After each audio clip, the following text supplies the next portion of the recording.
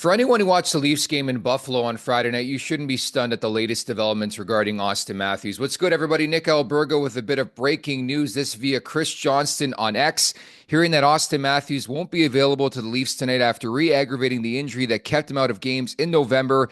He's considered questionable for Monday's game. I, for one, not shocked. If you watched the game on Friday night, as mentioned, you noticed really quickly that something was just amiss with Auston Matthews. And quite frankly, there's been a lot of speculation ever since he came back from that mystery injury, whatever we want to call it. He just hasn't looked right. And I think it's so weird. But when you really notice Matthews isn't right, he's missing the net a lot, which has been happening a lot and just a bit off. But it just shows you how amazing, how terrific this guy is. He's still producing. Hell, he scored in that 6-3 win against the Buffalo Sabres on Friday night. It's disappointing news, but ultimately, I think you just have to get this guy right. I think there's nothing wrong with shutting Auston Matthews down, at least for the next couple games. Give him like a week off and go from there. If it's got to be longer, it's got to be longer. I, for one, the first thing that ran into my mind, quite frankly, as we hear the news of Auston Matthews on this Saturday, LTIR. How many times have we seen that in recent memory in terms of teams around the Maple Leafs who have sort of manipulated that situation? LTIR the guy until the Stanley Cup playoffs, and then poof, the guy's ready to go. Ultimately, I don't think it's a plan right now, but I think it has to be in play considering everything that Auston Matthews has dealt with.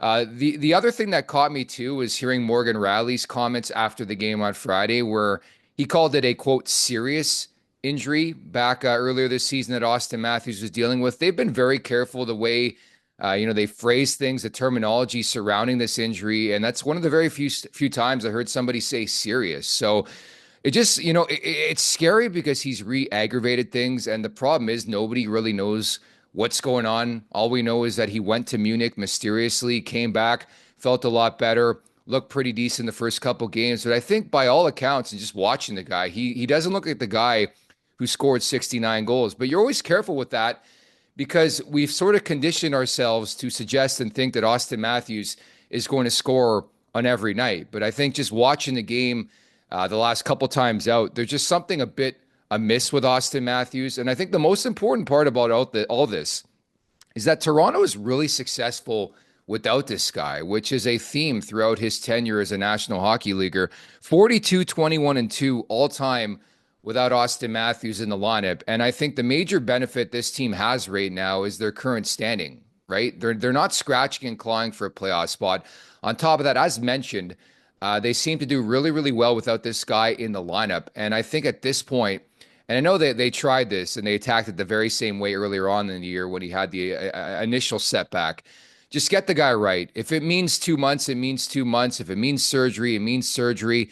Just the bonus part about all this is there's plenty of time to go until all this matters. I think people lose sight of the long-term goal. It's more about the Stanley Cup playoffs. I could care less about the regular season. I'm sure at this point, whether they admit it or not, these guys feel the same way.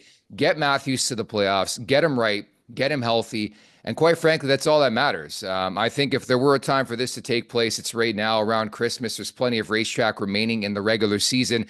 And then you add in the whole low-hanging fruit of LTIR and what happens there and how serious is this injury. I do think it's a factor. I know we sort of joke about it in the NHL world, but maybe it is a factor that draws into the equation. And guy makes a serious chunk of coin. Imagine that would free up in the space of Auston Matthews, and then maybe you get him back in the playoffs. I think everything's got to be in the conversation right now.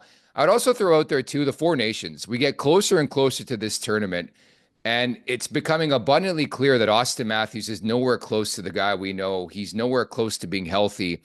I think this has to weigh in and factor into a decision. I don't know if it's got to be in the next couple weeks, the next 3 weeks, the next week.